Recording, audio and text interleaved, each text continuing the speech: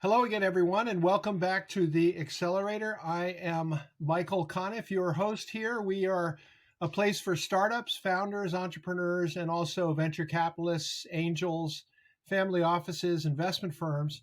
And we are not a place where we make recommendations on where to invest your money or how to buy or how to sell. Do your own research and produce your own information and make your own decisions. But we are a place where we get some very interesting people here today. We have Anastasia Litt. She is the director of investor relations for Europe and the Middle East for the Deep Knowledge Group. Welcome, Anastasia. Good to have you. Thank you. Thank Yeah, you, Michael, for and having me coming to today. us live from It's a pleasure. Dubai. That's quite a stretch from where we are. And so I think we have to start by explaining a little bit about the Deep Knowledge Group. Why don't you tell us what your focus is? Because it's interesting, but it's very different also. Of course. So Deep Knowledge Group is a consortium of like bunch of entities. All of them are devoted to the longevity industry. So eventually, we've been the first organizations that started mapping the community and described the longevity itself. So in this case, like we focused on the longevity, deep tech, AI, InvestTech, pharmaceuticals, FinTech, and even space tech industry and neurotech. So everything that allows you to live healthy and wealthy. To be healthy and wealthy. Oh, okay. I didn't know that wealth, I guess wealth has something to do with longevity for sure. So let me ask you this. How did this come about? We'll get into a little bit in a moment about how you define this and how you monitor it and invest in it. But how did this idea of a company devoted to longevity get started? It started back in 2014 when we started describing the longevity industry. So, under the longevity industry in the Deep Knowledge Group, we understand the set of the subsectors and industries that are allowing you to, like, that are mapping the longevity.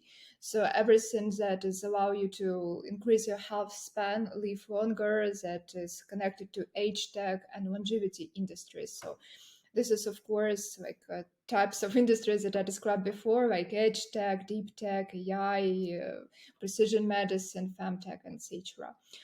So in this case, like our founder and general partner, Dmitry Kamitsky, he's a visionary. So he writes books. We make different conferences where we invite industry professionals and leaders of these industries. So he eventually was interested in the market, and we started making different reports, researches, landscape reports, and we realized that the longevity is now forming the seventh continent. It's like 1 billion of people right now in the elderly population, and there are less people born in every country, including even MENA region, including Africa. And we see that the population is aging, and we see that this is a new industry, and we can say even that house, human house, the new commodity in which you need to invest right now, because it's very interesting thinking, we like a very interesting commodity for the investors in the next I could not in the next decade, but the next 20, 30, even 40 So you years. publish books, you hold conferences. Do you also raise money? Do you have funds where you invest in these areas? Yes, of course. We used to have Deep Knowledge Ventures since 2014. It's a small boutique investment fund investing on a deal by deal basis in the most prospective companies in the longevity industry, as well as we issue our own investment instruments like special purpose vehicles on our investments, and we actively manage certificates. It's like pre-ETF on the public companies, so it's kind of a small ETF on the longevity industry. This is what we do. And also we have many plans, like we are building the ecosystem. So right now we are making our own SPV platform for the longevity industry. So to allow not only us to invest, but also others like startups issue their SPVs or investors come and invest in the space. And as well as on our radar is to make the longevity stock exchange. Longevity stock exchange. Can you trade? future years of your life for current years, or does it work so work some other way? Probably. Uh, I could say it would unite all the kind of instruments, not only SPVs, IMCs, but as well as Mhm. public companies in the longevity industry, as well as you could trade derivatives for like longevity swaps, as well as also we are working on our own longevity derivatives to hedge the risks of the longevity industry. So there is a big Hmm. playground that is about to be made in. We hope to make it this year. So Yeah, our that's plans are it's interesting like to call it a playground. I grand, I actually could have to say. forgive me. I actually have to confess, I've actually written a short story about a world where you could trade your time on an open market, believe it or not. And so I've actually kind of imagined what that would be like. It didn't turn out well. Let's put it that way. So hopefully yours will turn out better. But let me ask you this. We need to define this a little bit. So what's unusual to me, it's like longevity is a broad term, and I would almost call it a catch-all for all kinds Hmm. of things. So I'm assuming it kind of the starting point is anything that is going to um, help you live longer, perhaps enhance the quality of your life would fit under longevity. So let's drill down into let's take age tech as an example. What exactly is age tech? AgeTech is the industry that is uniting all the kind of companies producing the technologies for aging of population. So it's precision medicine, biomarkers, as well as special programs for the elderly population. Because, for example, the population of 65 plus is growing, and we do not make enough. I could say technologies for these people, starting from FinTech Mhm. and going up further, for example, for digital house and other So what would be techniques. an example Um, for the what would be an example of age tech for the 65 and older population? I could say like different digital house apps that allow you to make tests like for the biomarkers to screen your potential diseases to prevent them, as well as it could be some kind of fintech company like the neobank for the elderly people that allow you to make all the payment services because for us it's very easy to pay by the phone like for people in their 65 70s it could be something not easy, so we need to make special interface Well, for thank you such for people. including me in people below 65. I'm actually over 65. So I'm actually the group you're talking about. It's a little bit like eavesdropping. Well, That's funny though. yeah. I can say is that you're lucky if you can manage all this, but many people they face different troubles with such services, and we should pay attention to this and this kind of new class of Yeah, consumers right yeah. now that So is you growing. also mentioned deep tech. What would be an example of a deep tech um, company, subject, category that Deep Knowledge Group would be interested in? Your company. It should be like I could say it's like deep tech and AI companies.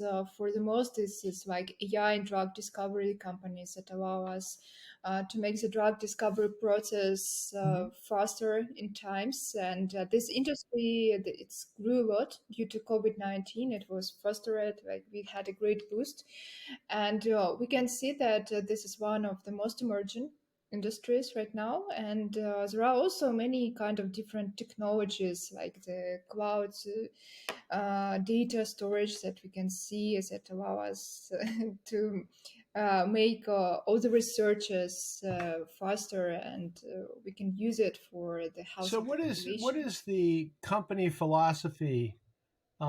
Given that you're dedicated to longevity, you're dedicated to these technologies. Um, how does that affect um, uh, the way the company is run, the is it possible to kind of bring these ideas to life inside the company somehow?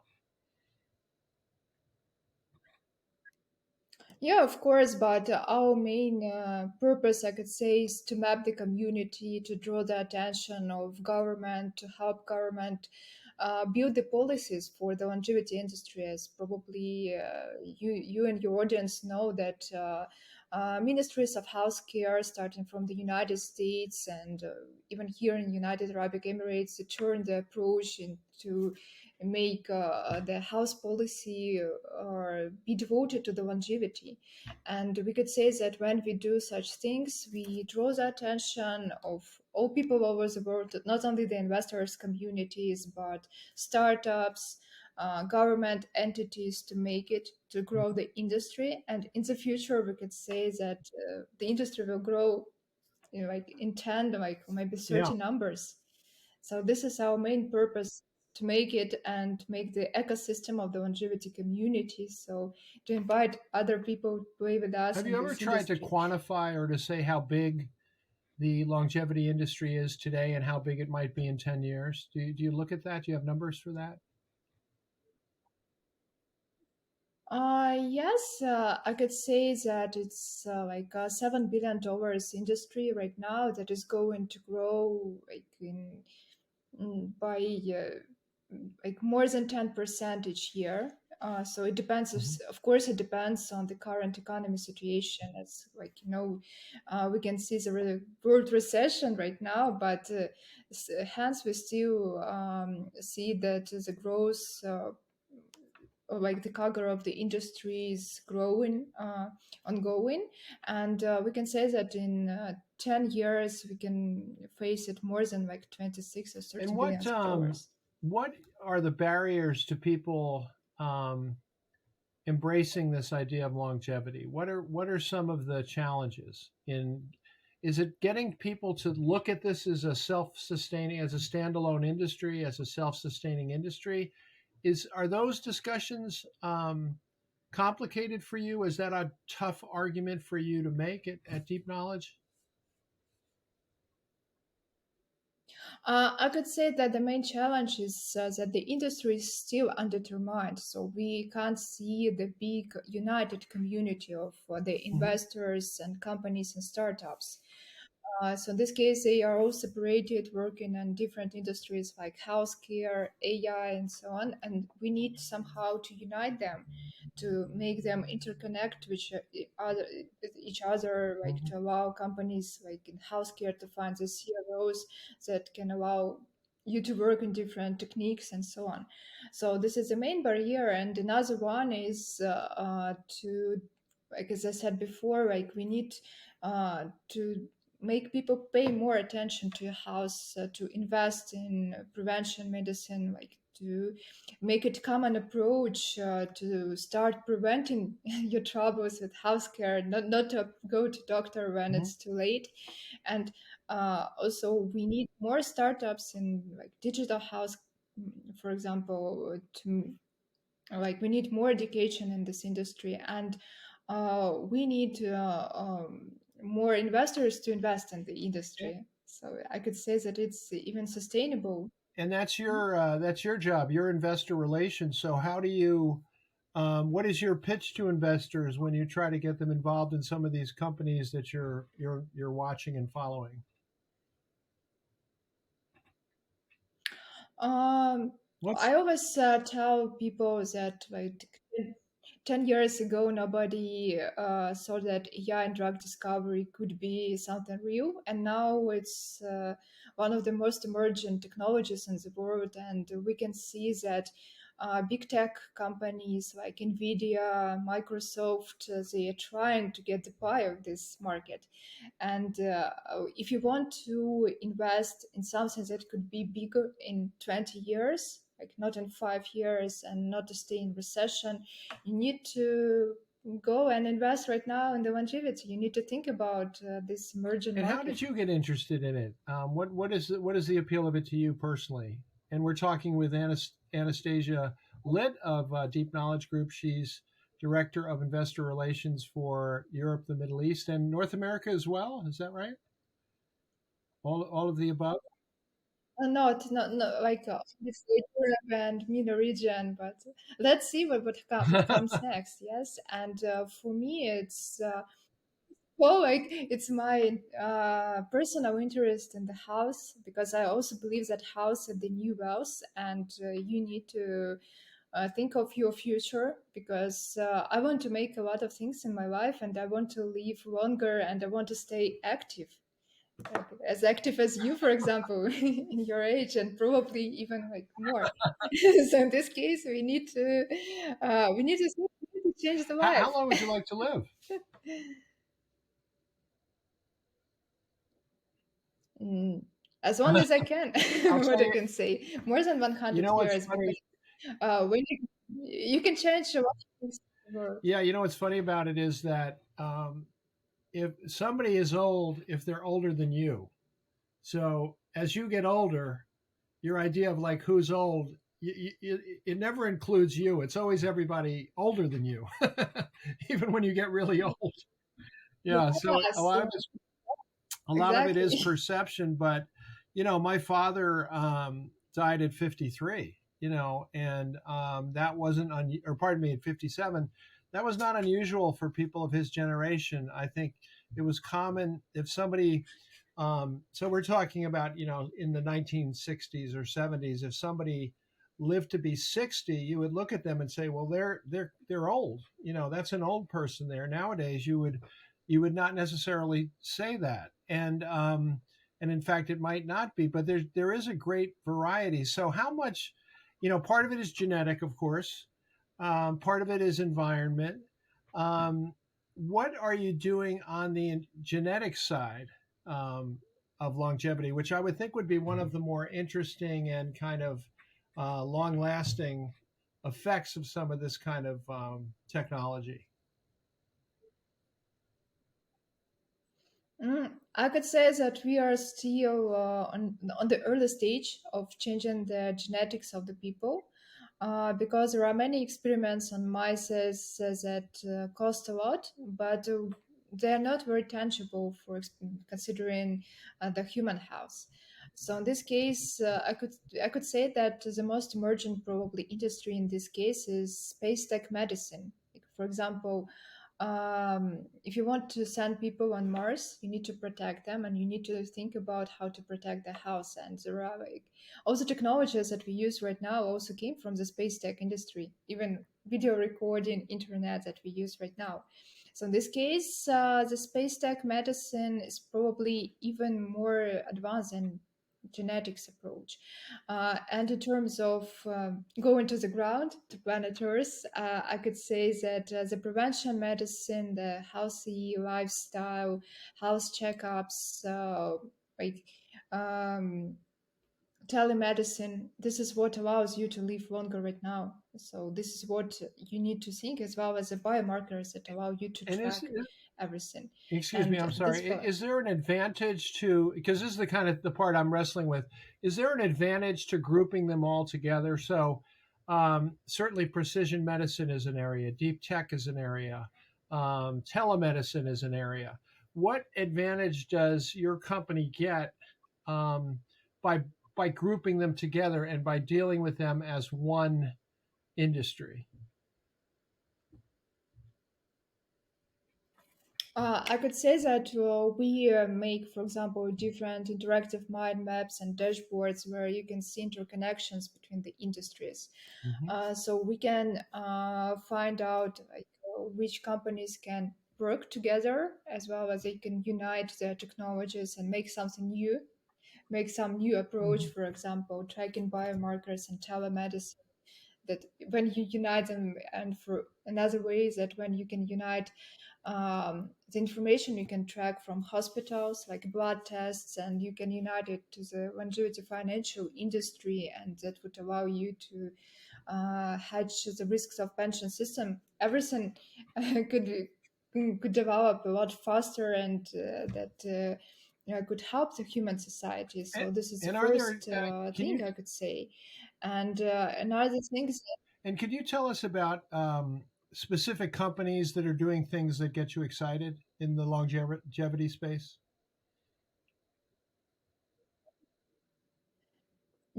I could say most of them they are the companies that work on in the biomarkers industry because they allow us to track a lot of diseases, and because this is one of the most like the main reason of the mortality of people starting from 60s and 70s. Because yes, of course, like today, I can't say that I can imagine that somebody in his late 60s or even 70s for me is rather old, considering that we had the approach earlier, and we want to like sacrifice the life of these people. We want to prolong our uh, age, and for me this is the most interesting techniques in the longevity industry right now. And another thing that I to improve a lot when due to financial industries like pension systems, insurance systems, because there is a big risk of difference between chronological age and biological. We used to say that it's like 40s is new 30s, but I could say that even 50s is the new 30s. So the pension system and their insurance system, they are no, they are not still ready for this Yeah, change. Uh, so in this case, like we need to develop a lot this risk, and we need to understand how to track the real age, not the yeah. bio, not So the the chronological biomarkers is age. a big thing. So tell us how. Tell us what you have going on in terms of events. How can people find out more about this? Sorry, could you repeat? Yeah, I was just wondering. Tell us about your upcoming events. Tell us how people can find out more about this. Oh, sure. So I would be glad to. First of all, on the 31st of May, we started the series of advanced invest solutions, where you can find out which new techniques and approaches investors could use, how to find the information about different industries and startups, which is very important for now, because we need to learn more about different prospective industries such as longevity Sure. industry. And as well as we are going to make several online conferences in June on the food tech and femtech industry and AI and real world And where studies. will they? So this is our I'm sorry. plan Where for will the those June. be? Where will they be? These events will be online. We still have most of the events online due to the situation, and plus we can unite people all over the world to join us. But starting probably from fall, we are going to make more offline events in London and probably in the And can States. people find those at deepknowledge.com? Is that the right place? Uh, dkv.global, this is our dkv.global, website dk where you can, deepknowledgegroup.global, yeah, dkvg dot global, DKV, Deep Knowledge Ventures, yeah, dkv.global. dkv.global. Okay. Yeah, as well Okay. And as what how would you, final question would be, how do you predict that this very broad category of longevity, how is it going to evolve? So I'm sure you see things that are not really on our radar yet. I mean, we all know about precision medicine and some of the things you've mentioned, but what is out there in the future? Maybe not quite going to Mars, but what is out there in the future that you and your company gets excited about? we see that there will be a big shift in the longevity financial industry. There will be more technologies for the pension funds. There will be advanced insurtech technologies, as well as we can see that there will be growth of the investors in the industry, looking for some real companies and real techniques, not some growth companies to invest in. So where you can invest not in In hype well, but in reality reality. reality is usually preferred. though not always on Wall Street. Well, listen, we want to thank you for being with us. This is the Accelerator with Michael Conniff. Our guest today is Anastasia Litt from the Deep Knowledge Group, talking about the broad subject and category of longevity, which we're all going to be interested in as long as we're still breathing. So, really appreciate your coming on with us, Anastasia, and please keep us up to date on new developments. Okay. Sure, thank you so much. It was really a Yeah, it's big great to pleasure for see me you. to be here This today. is the Accelerator. Yeah. I'm Michael Conniff, and we'll be back with another podcast before you know it.